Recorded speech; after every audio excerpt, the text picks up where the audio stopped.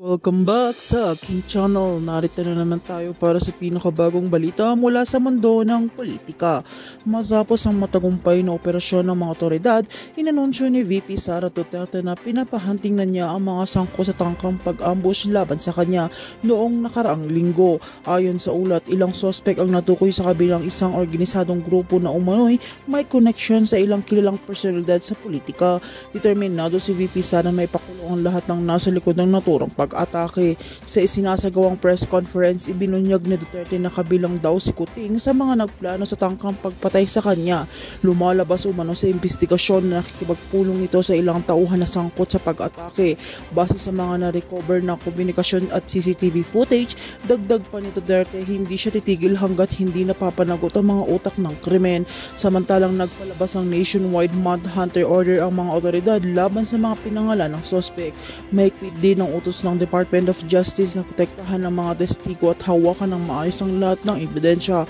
Nananawagan si VP Sara sa publiko na manatiling alerto at makipagtulungan sa mga otoridad upang mas mapabilis ang pagdakip sa mga sangkot, kabilang na si Kuting na itinuturing ngayong person of interest sa kaso.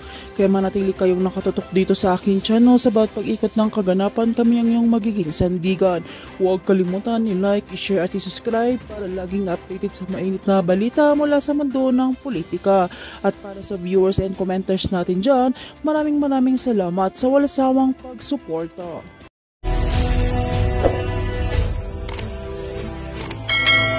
Na magkaroon ng investigasyon. That is what the House is doing now. No? Nag-iimbestiga tayo at tinitingnan natin kung ano yung mga problema dito sa flood control. At soon, no, when the committee wraps up, it's... Wala daw sinabi si Congressman Barsaga. Hindi mo narinig yung sinabi niya. Meron siya sinabi. O ikaw naman gumagaling ka na naman Barbers, bakit nandiyan ka? By the way, welcome back. Welcome back, Barbers. Nagugulat ako, ba't nandiyan ka Hindi mo ba kayo nagulat kay Barbers? Di ba hindi na kongresista to? Hoy, Barbers, ba't nandiyan ka? Ibang klase din to si Barbers Spokesperson daw siya ni House Speaker. May spokesperson. Parang presidente May spokesperson na pala si House Speaker ngayon. Ang dami naging House Speaker, walang spokesperson. Ikaw may spokesperson ka? Mga karelasyon, napakalupit mo ni Tambalos-Los. Meron po siyang spokesperson. Kulang pa si Prinsesa Abante. Kulang pa si Prinsesa Abante. Kailangan niyang kunin si Barbers. Hindi, minero din kasi minero katulad niya. Investigation, then we will provide a copy of the report sa lahat po ng ating mga kaibigan sa Philippines. Sir, sorry. Pa-elaborate lang, sir, the wisdom behind designating you as someone who can speak for the speaker. Dahil reaction ba to, sir? Kasi parang laging binabanggit si speaker, parang he is always subject to these allegations. May kinalaman ba yun? That's why the need for you to step in?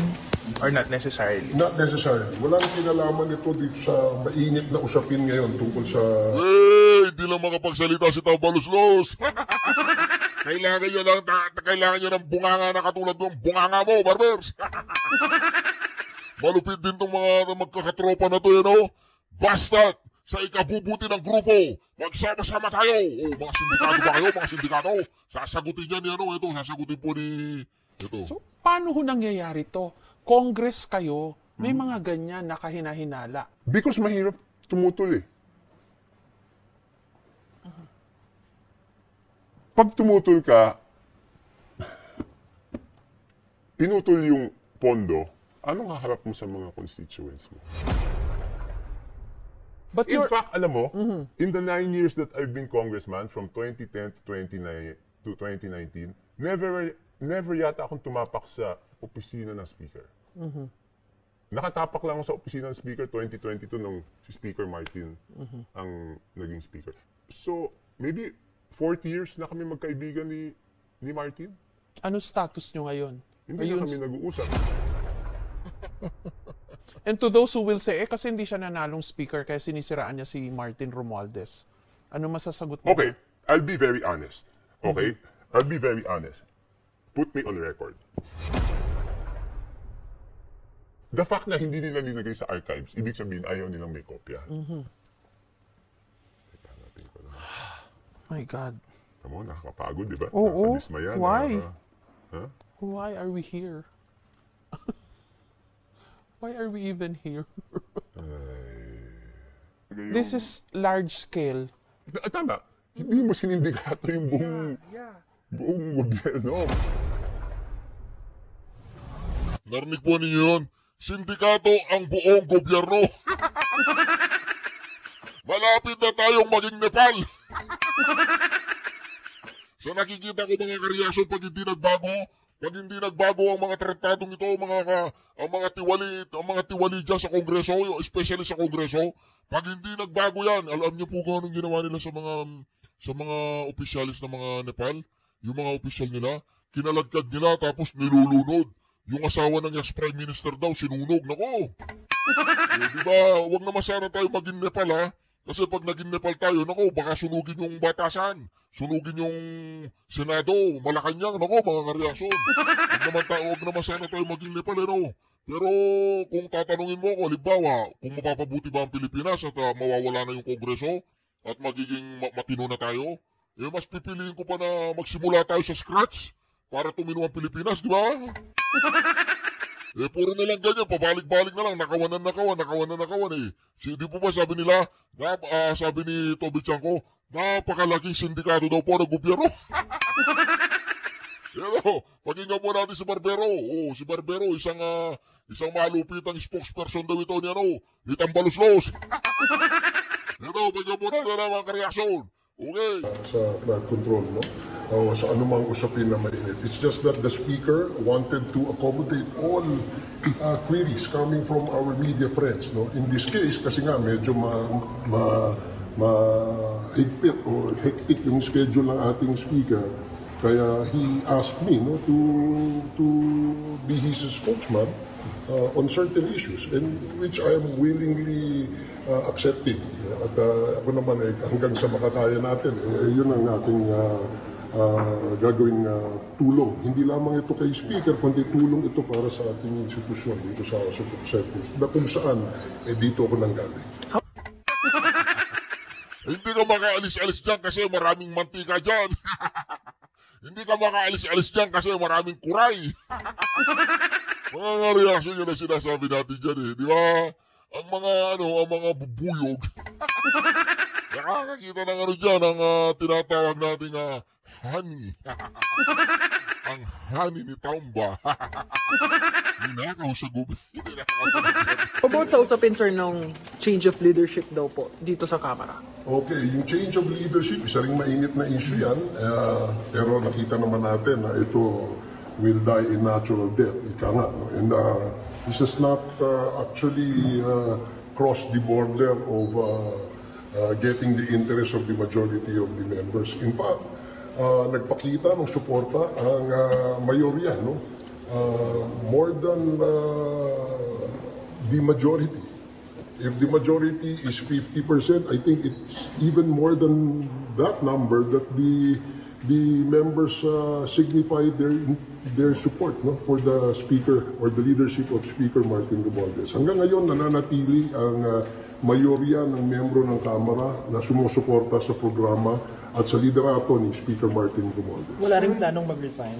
Walang planong mag-resign, walang planong pagtatanggal, at wala rin plano na magkaroon ng palit ng liderato dito. Siyempre walang plano si Martin. Yung mga kasama nyo dyan, marami na nagpaplano dyan. Kasi pag meron pong isang bata, katulad po ni itong batang to, pag meron pong isang bata, mga kareaksyon, bata lang bata yan, Yan. Well, I believe that if anyone should be investigated, parang pag meron pong isang bata na ganyan, na merong lakas ng loob, na sabihan si Martin Romualdez na ikaw, Tamba, ikaw, dapat kang imbestigahan. Marami na pong nangyayaring rigudon dyan, di ba? Yan, kabata-bata nito mga kareaksyon, kumakana siya kay Romualdez, ilang taon na yan, wala pa yan ang 30 yan di ba?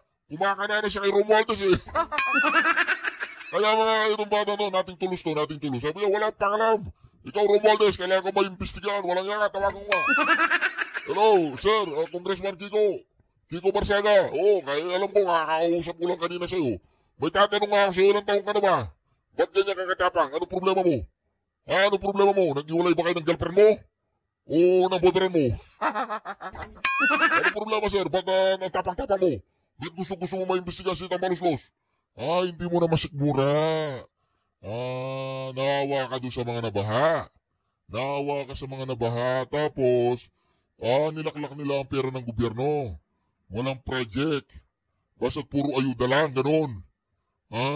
Si Tamba, si Saldico daw tumakas na eh. Si Saldico. Isa pa yun. Isa pa daw si Saldico. Ano ba ginagawa ni Saldico? Yung apelyido niya, bagay na bagay sa pangalan niya. Saldico. Sino si Rakot? Yung Rakot, kakambal niya yun. Saldico Rakot. Ganoon. Okay, bye-bye. Tuloy po natin si Congressman Kiko. Kiko Barsaga. The first person to be investigated is House Speaker Martin Romualdez. Why, sir? Bakit po? Because he's the House Speaker. And do you think there's baka personal knowledge about his involvement in any of the anomalous projects or any of the projects? I have some personal knowledge. Can you elaborate, sir? I will not be elaborating that yet. But I'd like for Speaker Romualdez to be speaking in the... I'd like Speaker Romualdez to also be involved in the DPWH hearings. Sir, ibig sabihin, sir, hindi nyo naman talaga sinusuportahan yung speakership ni Speaker Martin. Napilitan lang kayong iboto siya dahil NUP pa kayo noon. Tama po ba? Yes, that's correct. Sir? Tama daw yun. Napilitan lang. Katulad ni Richard Gomez, napilitan lang yan dahil sa party coalition tsaka party membership.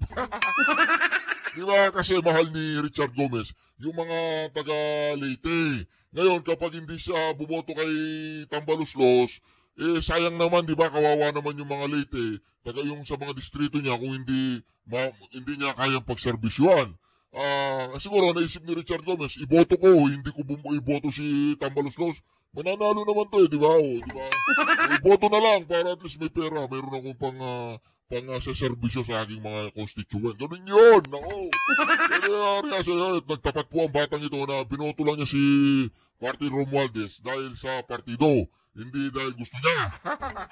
Ngayon, kumalas na doon sa NUP. Kumalas na, independent na siya. Ngayon, gusto na raw niya maging speaker.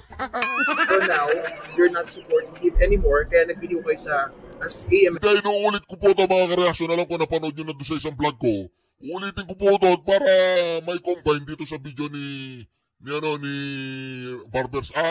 Narinig nyo na to. Si Barbers na lang, kung narinig nyo na. Narinig na to yun eh.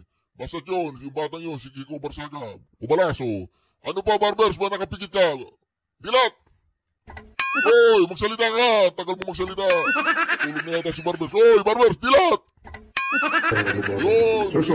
Yun, di ba? Tignan mo, nag-stack ka na naman. Maraming na nadadagdagan yung mga kongresistang nagsasalita against the House Speaker. Well, kung yung napapansin nyo, yung mga nagsasalita, ito naman talaga ang kanilang role na bilang miyembro sa minority, no? At nasa oposisyon. Wala naman akong nakikita at naririnig na a member of the majority has spoken against the Speaker or question the leadership of the Speaker Martin Romualdez. So nakita natin na part of the dynamics of a democracy, magkaroon ng ganyang klaseng palitan ng ng opinyon, palitan ng puro-puro, at palitan ng haka-haka. No? Maraming ganyan. Ito ay pagpapatunay na buhay ang ating demokrasya sa ating bansa. So ilan pa rin bilang na sumusuporta kay Speaker? I don't have the exact numbers now, no? But so far, ganito na lang. Ang tingnan lang natin kung ilan yung maingay na nagsasabing may palitan ng liderato. Siguro wala pang 10 yun. So you do the numbers, do the math. Yung mga lawmakers nga sabi niyo, supportive naman of the Speaker. Ano yung nakikita ng mga lawmakers na maaaring hindi nakikita ng mga ordinaryong tao kung bakit tuloy pa rin yung suporta? No, I think the question is, ano ba yung nakikita ng mayorya ng miyembro ng Kongreso na kung saan ay nagsusuporta sa liderato ni Speaker Martin? No? Hindi natin dapat intindihin yung nakikita ng iba na walang ibang ginawa kundi magbatikos. No? But again, we welcome that. No? Kasi kasama nga yan sa demokrasya natin. Talagang parang mapatunayan na merong buhay na demokrasya sa atin. Oo nga, buhay na busog naman kayo. Wala niya ka, Babas, tumigil ka na. Nandiyan ka na naman. Hindi ka ba matatapos? Talagang katulad po nito ba ito, pagka po natin si Toby Chanko, mga karyason, malulupit po ang bibitawan niya mga salita dito, mga karyason. Para yata si Toby Chanko nang magiging speaker. Naku po, ito na po, marami siyang pasasabugin dito mga issue, mga karyason. Pakinggan po natin, sama-sama po tayong mag-react. Kayo po ba, mga karyason? Sang-ayon po ba kayo na si Tambaluslos ay kailangan maimbestigahan at kailangan makulong? Ano po inyo, comment sa comment section, huwag munang mamatay, makulong muna. Ikaw yun naman, masyado kayong advance. Makulong muna, wala naman sakit ata, may sakit, may maintenance na siya. Yung maintenance niya, yung ayuda, yun. Di ba, huwag yung tanggalin yung ayuda, maintenance niya yun eh. Congressman Chanco, maraming salamat po sa interview na ito. Thank you. Nasa politika na po kayo, 1998 pa. Tama po. Paano ho nangyari na dadating tayo sa puntong ito na maraming kailangan ipaliwanag tungkol sa budget ng ating gobyerno? At a time na humihirap ang buhay, and at a time na with all the historical events in the past, dapat nakaka-move forward na po itong ating bansa. So why are we still here? Okay, bago ko sagutin yan, Jessica, for the record, I have to state it for the record, hindi po ito ang unang beses na question ko ang budget. Opo. For the record, pwede na check-in sa archives ng Kongreso, 2012 budget, 2014 budget, at 2015 budget. Question ko na yan. Okay? Tapos noon, admittedly, surrender na ako. Wala na akong magagawa dito dahil ma-outvote lang ako. Napagod din kayo? Hindi lang napagod. Alam kong walang mangyayari. Kasi pagbobotohan di ba? Lahat naman pinagbobotohan sa Congress So matatalo lang ako sa botohan. So wala na. Bakit pa ako magkikwestiyon? Para for the record na question ko na wala naman mangyayari din. So tahimik lang tayo kahit congressman ako hanggang 2019. Okay? Ngayon, nabuhayan lang ako ng loob at nagkaroon lang ako ng pag-asa pagkatapos ng SONA ng Pangulo na sinabi niya na dapat magkaroon ng budget reform. Nitong 2025 yeah, 2025 SONA, nagkaroon ako ng pag-asa dahil siya mismo ang nagsabi. So kung may initiative o kung nanguna ang Pangulo na sabihan yung Congress na may pag-asa, kung nauna ang Pangulo na sabihan yung Congress na dapat baguhin yung budget, may pag-asa. So doon ako nagkaroon ng pag-asa ang baguhin. Number 1 yan. Number 2, bakit ba yung 2025 sabi ng iba, bakit yung 2025 ang lagi mong binabalikan? Kasi di ba lahat ng tao, ang description nila doon, pinakabulok, pinakapangit, kung ano-ano pang... Criminal budget daw. Criminal budget. Alin yung unahin natin? Alam naman tumalon tayo doon sa ibang budget. Ito yung sinabing pinakapangit na budget. So ito yung binubusisi ko para hindi na maulit sa 2026 budget. Opo. Paano po nangyari na nagkaroon ng insertions, ghost projects? Can you give us an idea po? Okay. Magsimula tayo doon sa insertions. No? Kasi 2 beses nagkakaroon ng insertions. Okay? Isa doon sa small committee, Congress, House of Representatives pa lang yan, at pangalawa doon sa BICAM. Okay. Ano ba yung tinatawag na insertions? Ang tinatawag na insertions, ito po yung mga amyenda. Okay? So, liwanagin natin, Jessica, hindi ko sinasabing lahat ng amyenda ay masama. Di ba? Pag gumagawa ng batas, nagdidebate, may makikitang dapat amyendahan doon sa batas. Opo. Okay? So, hindi ko rin alam bakit pag ibang batas ang tawag amendments, pagdating sa budget, ang tawag insertion. Ang iniisip ko lang, baka kasi sikretong siningit, di ba? Kasi yung insertion is a form of amendment. Opo. Ngayon, doon sa mga amendments, dapat transparent, di ba? Opo. Kasi hindi ka makakapagdagdag sa isang departamento kung hindi ka muna magbabawas sa isang departamento.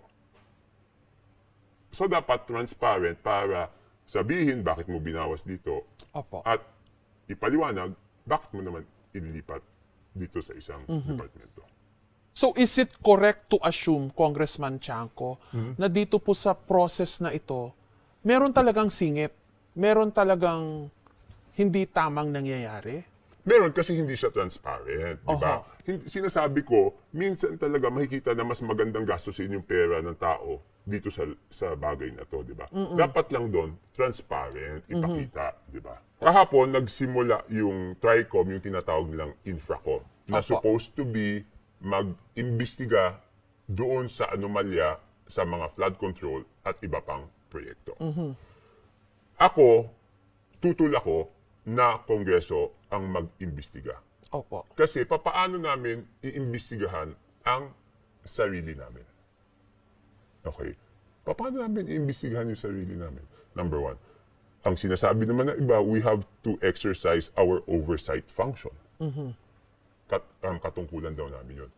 Ang sagot ko naman doon, pero mas mataas naman yung delikadesa.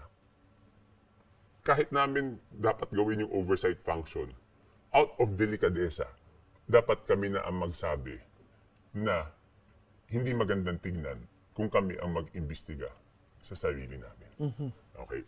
So may nagmosyon, sabi ng isang kongresista, sabi ni Congressman Erice, Ibig sabihin mga kareaksyon, si Congressman Toby Chanco, napalaki siya ng magulang niya na may hiya. Napalaki siya ng magulang niya na may delikadesa. Eh baka yung mga gagalit na naman, tatawagan na naman ako eh. Tinanong po na pala ni Congressman Erice si Secretary Manuel Bonoan, dating Secretary Manuel Bonoan, yung mga nadagdag na budget sa inyong departamento, alam niyo ba o hindi? Sabi niya, hindi namin alam. So sabi ni Congressman Erice, naghain siya ng motion na paimbitahan si Congressman Saldico kasi siya ang chairman ng appropriations noong 2025 budget. Tumutol naman si Congressman Abante. Sabi niya, ayaw niyang paimbita si Congressman Saldico. Nagpaliwanag ako doon. Sabi ko kasi ang pinag-usapan is yung insertion ng 2025 budget. Ito ang dahilan kung ako naman, bakit sa tingin ko, dapat imbitahin si Congressman Saldico. Kasi doon sa records, kasi doon sa budget, doon sa records, makikita mo kung sino ang nag-request at saan distrito napunta yung project. Di ba? Opo. Dahil kami mga congressman, pag nakita namin yung budget sa NEP, magre-request kami ng extra para sa distrito namin. Pag nag-grant yung request, for example, ako, Congressman Toby Tiangco, nag-request ako. Sa records, pag nag-grant yung request ko, ang lalabas na requestor or proponent is si Toby Tiangco at mapupunta sa distrito ng Navotas. Doon sa records ng Kongreso, meron doon na worth 13,803,693,000 pesos na ang request ng Congressman Saldico at napunta sa iba-ibang distrito. Okay. Tapos, ang mas nakakagulat pa doon, kung matatandaan mo, Jessica, may nabanggit na lugar na malaki yung budget, di ba? Can you identify the districts already? Huwag na natin pangalanan yung kasamahan ko. Kasi sinabi na nila, hindi nila alam. So, wag na natin banggitin. Pero sinasabi ko lang sa inyo, meron isa, out of the 13,803,693,000, yung isang distrito, nilagyan niya ng 3,105,759,000. Yung isa nilagyan niya ng 3,200,000,000 pesos. So anong tingin niyo po dito? What was Zaldico doing? Dapat ipaliwanag niya. Bakit, una-una, bakit siya may discretion over this amount of money? Di ba dapat yung congressman, mas alam niya kung ano yung kailangan niya. At tulad ng sinabi ko, pag pinagbigyan yung request namin, nakasulat doon, kami ang requestor, at doon yung distrito. Pero ito, lahat yan, yung 13 billion na yan, siya ang requestor. Ito pa, yung dalawang party list associated to him. 13 billion? Si Saldico ang requestor? Grabe po yung 13 billion. Grabe talaga. Pero paano tayo ngayon? Baka malapit na tayo maging Nepal, ha? Ako, Bicol, 2.295 billion at saka yung BHW, nasa pamangkin niya to, 2 billion 64 million. So yan na naman yung isang question, di ba? So total 17 billion. Almost 18 billion. Na, Pero na, ang question is, yung mga party list, alam ko, pinagbibigyan sila ng allocation. Opo. Pero maliit lang. Kung di ako nagkakamali, hindi ko alam. Kasi nahiya naman ako magtanong-tanong, di ba? In the amount of magkano? Mga siguro 100, 150. If I'm wrong, dun sa mga party list na kasama ko, kung mali po ako, correct niyo ako. Yan ang alam ko. Hindi usual yung 2 billion. Hindi, 60 nga silang party list itong dalawa. Oho. Pinagpala, di ba? Nakakuha ng 4 billion. 2 billion each. It's not usual. Tama po. Hindi. Okay. And then, ulitin ko lang po, Kasi Congressman. yung 2 billion, isang distrito na yun eh. Oo. Oh, yeah. Kasi, More or less. ulitin ko lang po if tama po yung pagkakaintindi ko. So, si Zaldico gets 13 billion na inilagay niya sa kung ano-anong distrito without the congressmen or even the LGUs for that matter, knowing, bigla na lang meron pala silang ganung pondo. Yes, sinabi sa akin ng mga congressman, di namin alam yan. And then, aside from that, yung dalawang party list associated with him got 2 billion na pondo